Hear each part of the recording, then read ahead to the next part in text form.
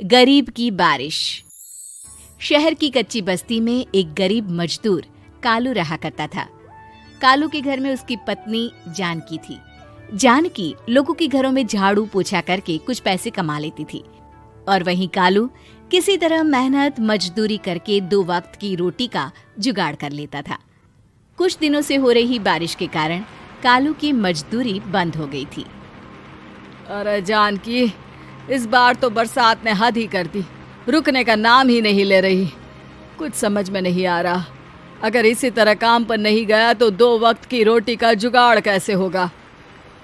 अरे तुम चिंता क्यों करते हो, बारिश का क्या है, 1 आध दिन में रुक जाएगी और उसके बाद में फिर से काम शुरू हो जाएगा।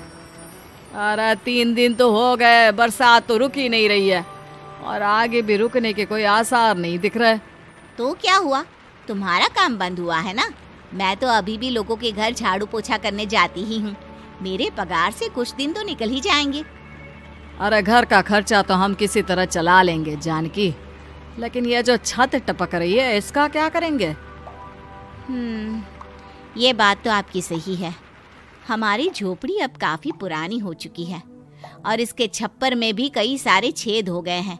रात भर पानी टपकता रहता है। अरे मैं भी इसी बात से बहुत परेशान रहता हूँ। कहीं किसी दिन ज्यादा बारिश आ गई तो हमारी झोपड़ी टूटकर बिखर ना जाए। राम राम राम, ऐसी अशुभ बातें क्यों करते हो? अरे ऐसा कुछ नहीं होने वाला। ये झोपड़ी ही तो हमारा सब कुछ है। अगर यही नहीं रही तो हम जाएंगे कहाँ? ठीक है जानकी, जब तुम्हारी पगार मिल जाएगी तो कुछ पैसे बचाकर झोपड़ी के छप्पर की मरम्मत करवा लेंगे। शायद हमारी परेशानी कुछ कम हो जाए। ठीक है जी, अब ना ज्यादा परेशान मत हो। ये लो, खाना खा लो और सो जाओ, सुबह मुझे भी जल्दी काम पर जाना है। जानकी और कालू अपनी झोपड़ी में सो गए। रात को अचानक से बहुत तेज बारिश शुरू हो गई। धीरे धीरे बारिश का पानी कालू की बस्ती में भरने लगा।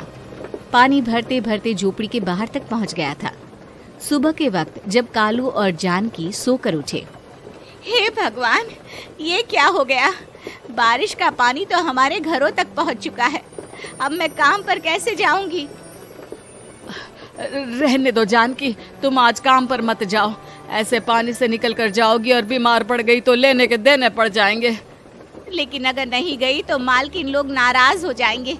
आप जानते हैं ना, बड़ी मुश्किल से 1 दिन की छुट्टी भी नहीं देती है। अरे लेकिन जानकी, झोपड़ी के बाहर तो पूरी बस्ती में पानी भरा है, तुम जाओगी कैसे? जानकी जैसे तैसे करके काम पर चली जाती है, लेकिन अगले दिन फिर से बहुत ज्यादा बारिश होती है और बस्ती में ज्यादा पानी भर जाता है। आज तो मैं तुम्हें किसी भी तरह काम पर नहीं जाने दूंगा। अरे अगर तुम्हें कुछ हो गया तो क्या होगा? ठीक है, तुम ठीक ही कहते हो, आज नहीं जाती। अगर मालकिन नाराज हो गई तो मना लूंगी किसी तरह। अरे मनाने वाली क्या बात है? जब तुम बताओगी कि हमारी झोपड़ी में पानी भर गया है तो वो खुद ही समझ जाएंगे ना।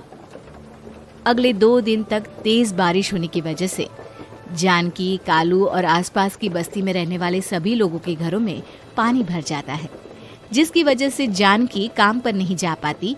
और 3 दिन के बाद जैसे ही जानकी काम पर पहुंचती है, कहाँ थी तुम? पिछले 3 दिनों से काम पर क्यों नहीं आई? मेम साहब, क्या बताऊं, इतनी ज्यादा बारिश हो रही थी, हमारी पूरी बस्ती में पानी भर गया है और उससे भी ज्यादा तो मेरी झोपड़ी के अंदर पानी भर गया। आप ही बताइए कैसे आती मैं? इसका मतलब ये हुआ कि बारिश होगी तो तुम काम पर नहीं आओगी? ना ना, मेरे कहने का ये मतलब नहीं था मेम साहब। तुम जानती भी हो 3 दिन से कितनी परेशानी हो रही है मुझे। सारा काम मुझे खुद करना पड़ा। माफ कर दीजिए मालकिन जी, पर मैं क्या करती, आने के लिए रास्ता ही नहीं था, सब जगह पानी भरा हुआ था। बहाने तो तुझे बहुत बनाने आते हैं। जानकी देख, अगर अगली बार ऐसा किया ना तो फिर काम से हमेशा के लिए छुट्टी। अरे ना ना मालकिन, ऐसा मत कीजिए। बारिश की वजह से मेरे पति की मजदूरी भी छूट गई है। बड़ी मुश्किल से घर में 2 वक्त खाने की रोटी का जुगाड़ हो पाता है। आप मुझे काम से निकाल देंगे तो हम क्या खाएंगे? अगर इतनी ही चिंता है तो फिर रोजाना काम पर आया करो। चलो अब जल्दी से जाकर घर का सारा काम करो। बारिश रुकने का नाम ही नहीं ले रही थी। पूरे शहर में बाढ़ जैसे हालात बन गए थे। लेकिन नौकरी जाने के डर से जानकी किसी तरह रोज काम पर जाती थी। एक दिन जब जानकी काम करके अपने घर लौट आई तो अचानक उसकी बस्ती में कुछ लोगों का शोर सुनाई दिया। अरे लगता है बाहर कुछ हुआ है, मैं जाकर देखता हूँ। हाँ हाँ, पता तो कीजिए, ये बस्ती में लोग इतना शोर क्यों कर रहे हैं। बाहर जाकर कालू ने एक आदमी से पूछा, अरे क्या हुआ भाई, इतना शोर क्यों मचा रहा है? अरे क्या बताए भैया, अपनी बस्ती के बाहर एक पुल टूट गया है और वहाँ पर एक कार फंसी है। थोड़ी देर में अगर किसी ने नहीं बचाया ना तो वो कार पानी में बह जाएगी। हाँ? ये क्या कह रहे हो भैया, कार के अंदर कोई है क्या? हाँ, कोई औरत बैठी है, अकेली है, बहुत रो रही है बेचारी, मदद के लिए बुला रही है। अरे तो हमें जाकर उनकी मदद करनी चाहिए ना। अरे लेकिन इसमें बहुत खतरा है, हमें अपने आप को बचाना चाहिए। पानी कभी भी हमारी बस्ती की तरफ आ सकता है। अरे तुम्हें नहीं चलना तो मत चलो, लेकिन मैं तो जाकर उस औरत की मदद जरूर करूंगा। कालू उस जगह पर पहुंचता है जहां वो औरत कार में फंसी हुई थी।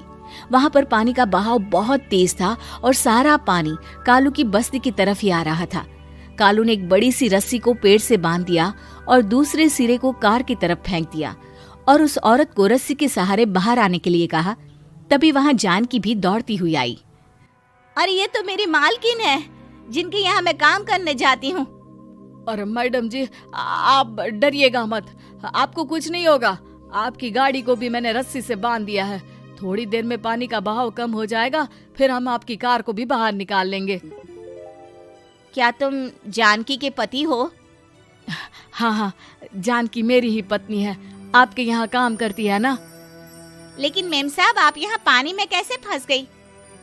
अब क्या बताऊं, मैं अपनी सहेलियों के साथ पिकनिक पर गई थी, वहीं से लौट रही थी। अचानक पानी का बहाव तेज हो गया और मेरी गाड़ी फंस गई। अरे कोई बात नहीं मालकिन, अब ना आप बिल्कुल सुरक्षित हैं।